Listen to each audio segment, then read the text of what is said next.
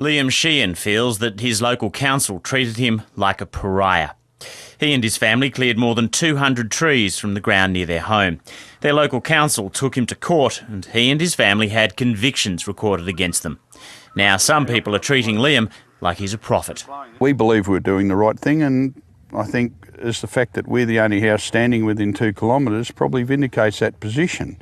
We're still, I wouldn't say bitter and twisted, but we're still not happy about what the council did to us and the effect it's had on our lives. Liam Sheehan did lose the shed that sat just 15 metres from his home.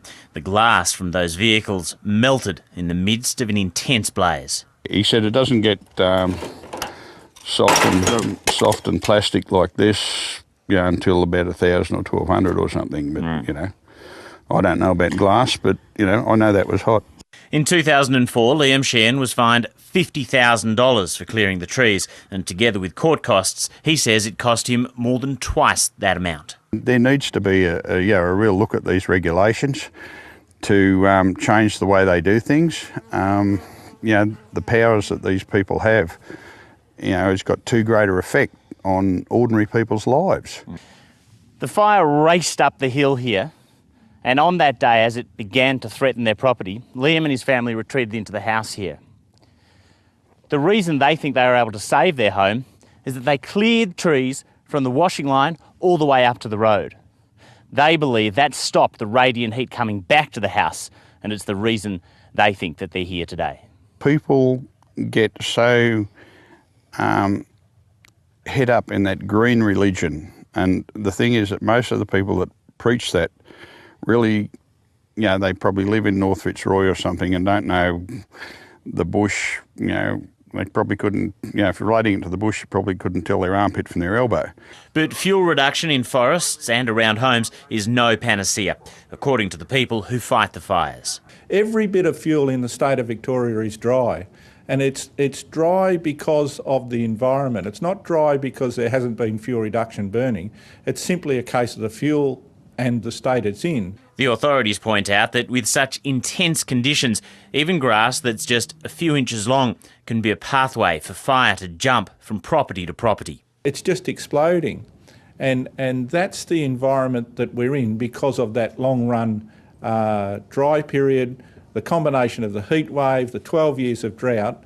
Our fuel's in a very difficult environment, and even the light fuels, the fuels that don't normally dry out, are now dry. So it's not an argument about fuel reduction burning per se. The Victorian Premier knows there'll be intense debate about why these bushfires took off and how to stop such devastation in the future.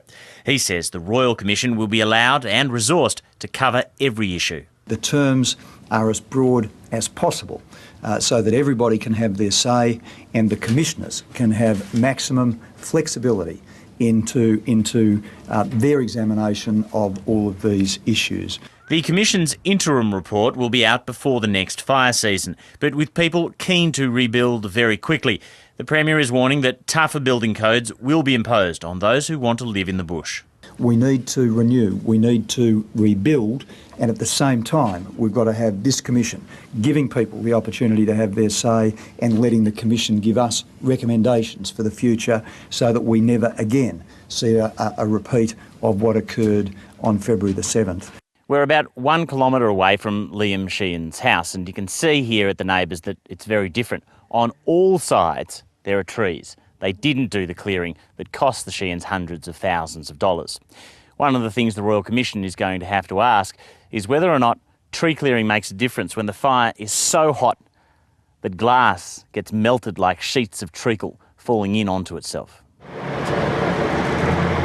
The scale of the tragedy means the man charged with arson is facing extensive media interest.